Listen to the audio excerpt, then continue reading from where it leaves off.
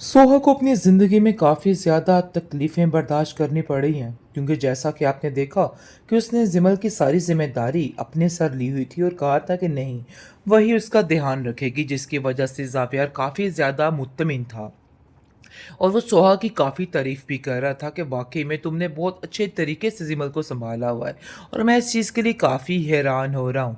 लेकिन जी इन दोनों के दरमियान जो अनबन है वो हर वक़्त ही बनी रहती है। मामलात ख़राब ही रहते हैं क्योंकि ज़ावियर के साथ रहना भी काफ़ी मुश्किल हो जाता है, जिसकी वजह से बेचारी सोहा काफ़ी परेशान रहती है और अक्सर औक़ात रोती भी रहती है कि मजबूरी ने उसको कहाँ पे ला के खड़ा कर दिया। ये सारी चीज़ें उसके लिए नाकाबिले बर्दाश्त हो चुकी हैं और काफ़ी परेशान है वो। आप देखेंगे कि जैसे ज़िमल की ज़िम्मेदारी उसने ली हुई है, लेकिन इसके बावजूद ज़िमल फिर से चलने की कोशिश करती है, उसको किसी चीज़ की ज़रूरत होती है, लेकिन वो एकदम से ज़मीन पर आ गिरती है। ये चीज़ देख के उसका भाई चीखों-पुकार उसकी सुन के उसकी तरफ लपकता है और देख के काफ़ी ज़्यादा हैरान होता है और काफ़ी चीखों-पुकार करता है और सोहा को कहता है कि तुम्हें शर्म नहीं आ रही है?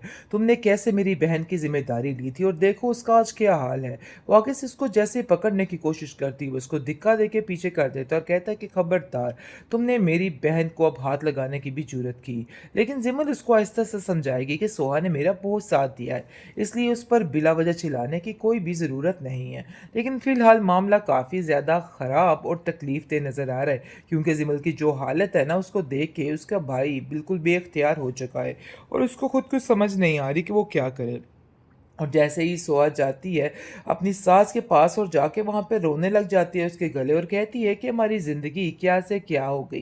मैं तो सोच भी नहीं सकती थी, इन लोगों की वजह से हमें दर-दर की ठोकरें खानी पड़ी थी। आए दिन कोई न कोई ऐसी बात हो सकती है जिसको मेरे लिए छुपाना या बताना बिल्कुल मुश्किल हो जाता है। मैंने जानबूझकर जिमल के साथ ये सब कुछ नहीं किया है।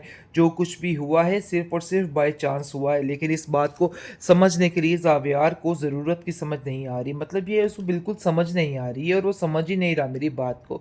जिस पर वो कहती है कि हाँ, मैं मानती हूँ कि वो गुस्से का ज़रा जज़्बाती है, लेकिन फ़िक्र मत करो। जैसे ही उसको एहसास हो जाएगा इस बात का कि उसने गलत किया है, तो वो खुद तुमसे माफ़ी माँग लेगा। लेकिन सोहा कहती है कि बार-बार ये सब कुछ करने का क्या फ़ायदा? इन सब चीज़ों में मेरी क्या गलती थी? मुझे ये ज़रा बात बताइए। लेकिन जी किसी को कुछ समझ नहीं आ रही कि आखिर क्या बताना और क्या नहीं बताना।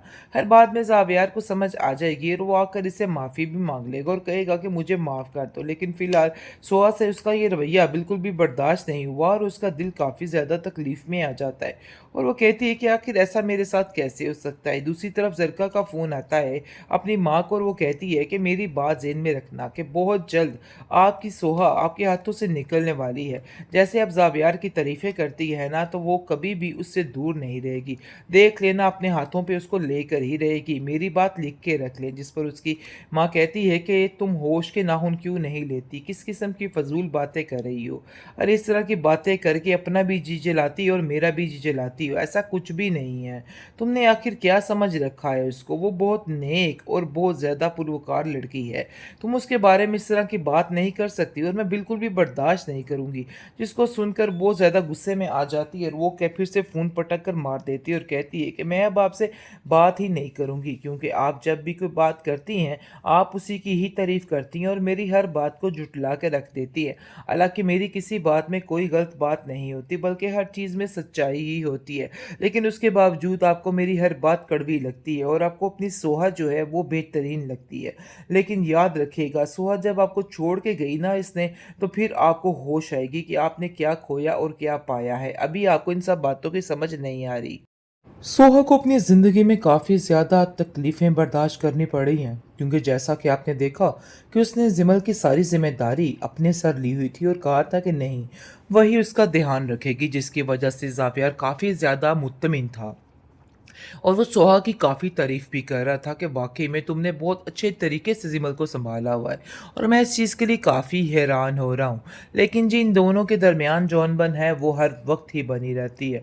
मामलात ख़राब ही रहते हैं क्योंकि ज़ावियर के साथ रहना भी काफ़ी मुश्किल हो जाता है, जिसकी वजह से बेचारी सोहा काफ़ी परेशान रहती है और अक्सर औक़ात रोती भी रहती है कि मजबूरी ने उसको कहाँ पे लाके खड़ा कर दिया। ये सारी चीज़ें उसके लिए नाकाबिले बर्दाश्त हो चुकी हैं और काफ़ी परेशान है वो। आप देखेंगे कि जैसे ज़िमल की ज़िम्मेदारी उसने ली हुई है, लेकिन इसके बावजूद ज़िमल फिर से चलने की कोशिश करती है, उसको किसी चीज़ की ज़रूरत होती है, लेकिन वो एकदम से ज़मीन पर आ गिरती है। ये चीज़ देख के उसका भाई चीखों-पुकार उसकी सुन के उसकी तरफ लपकता है और देख के काफ़ी ज़्यादा हैरान होता है और काफ़ी चीखों-पुकार करता है और सोहा को कहता है कि तुम्हें शर्म नहीं आ रही है? तुमने कैसे मेरी बहन की ज़िम्मेदारी ली थी और देखो उसका आज क्या हाल है। वो आगे से उसको जैसे ही पकड़ने की कोशिश करती है, वो उसको धिक्का देके पीछे कर देता है और कहता है कि खबरदार, तुमने मेरी बहन को अब हाथ लगाने की भी जुर्रत की। लेकिन ज़िमल उसको आहिस्ता से समझाएगी कि सोहा ने मेरा बहुत साथ दिया है, इसलिए उस पर बिला वजह चिल्लाने की कोई भी ज़रूरत नहीं है। लेकिन फ़िलहाल मामला काफ़ी ज़्यादा ख़राब और तकलीफ़देह नज़र आ रहा है, क्योंकि ज़िमल की जो हालत है ना, उसको देख के उसका भाई बिल्कुल बेइख्तियार हो चुका है और उसको खुद कुछ समझ नहीं आ रही कि वो क्या करे। और जैसे ही सोआ जाती है अपनी सास के पास और जाके वहाँ पे रोने लग जाती है उसके गले और कहती है कि हमारी ज़िंदगी क्या से क्या हो गई। मैं तो सोच भी नहीं सकती थी, इन लोगों की वजह से हमें दर-दर की ठोकरें खानी पड़ी थी। आए दिन कोई न कोई ऐसी बात हो सकती है जिसको मेरे लिए छुपाना या बताना बिल्कुल मुश्किल हो जाता है। मैंने जानबूझकर जिमल के साथ ये सब कुछ नहीं किया है। जो कुछ भी हुआ है सिर्फ़ और सिर्फ़ बाय चांस हुआ है। लेकिन इस बात को समझने के लिए ज़ावियार को ज़रूरत की समझ नहीं आ रही। मतलब ये उसको बिल्कुल समझ नहीं आ रही है और वो समझ ही नहीं रहा मेरी बात को। जिस पर वो कहती है कि हाँ, मैं मानती हूँ कि वो गुस्से का ज़रा जज़्बाती है, लेकिन फ़िक्र मत करो। जैसे ही उसको एहसास हो जाएगा इस बात का कि उसने गलत किया है, तो वो खुद तुमसे माफ़ी माँग लेगा। लेकिन सोहा कहती है कि बार-बार ये सब कुछ करने का क्या फ़ायदा? इन सब चीज़ों में मेरी क्या गलती थी? मुझे ये ज़रा बात बताइए। लेकिन जी किसी को कुछ समझ नहीं आ रही कि आखिर क्या बताना और क्या नहीं बताना। हर बात में ज़ावियार को समझ आ जाएगी और वो आकर इससे माफ़ी भी माँग लेगा और कहेगा कि मुझे माफ़ कर दो। लेकिन फ़िलहाल सोहा से उसका ये रवैया बिल्कुल भी बर्दाश्त नहीं हुआ और उसका दिल काफ़ी ज़्यादा तकलीफ़ में आ जाता है और वो कहती है कि आखिर ऐसा मेरे साथ कैसे हो सकता है। दूसरी तरफ ज़रका का फ़ोन आता है अपनी माँ को और वो कहती है कि मेरी बात ज़हन में रखना कि बहुत जल्द आपकी सोहा आपके हाथों से निकलने वाली है। जैसे आप ज़ावियार की तारीफ़ें करती है ना, तो वो कभी भी उससे दूर नहीं रहेगी। देख लेना अपने हाथों पे उसको लेकर ही रहेगी। मेरी बात लिख के रख ले। जिस पर उसकी माँ कहती है कि तुम होश के नाखून क्यों नहीं लेती? किस किस्म की फ़ज़ूल बातें कर रही हो? अरे इस तरह की बातें करके अपना भी जी जलाती हो और मेरा भी जी जलाती हो। ऐसा कुछ भी नहीं है। तुमने आखिर क्या समझ रखा है उसको? वो बहुत नेक और बहुत ज़्यादा पुरवकार लड़की है। तुम उसके बारे में इस तरह की बात नहीं कर सकती और मैं बिल्कुल भी बर्दाश्त नहीं करूँगी। जिसको सुनकर बहुत ज़्यादा गुस्से में आ जाती है और वो फिर से फ़ोन पटक कर मार देती है और कहती है कि मैं अब आपसे बात ही नहीं करूँगी, क्योंकि आप जब भी कोई बात करती हैं, आप उसी की ही तारीफ़ करती हैं और मेरी हर बात को झुठला के रख देती है। हालाँकि मेरी किसी बात में कोई गलत बात नहीं होती, बल्कि हर चीज़ में सच्चाई ही होती है। लेकिन उसके बावजूद आपको मेरी हर बात कड़वी लगती है और आपको अपनी सोहा जो है वो बेहतरीन लगती है।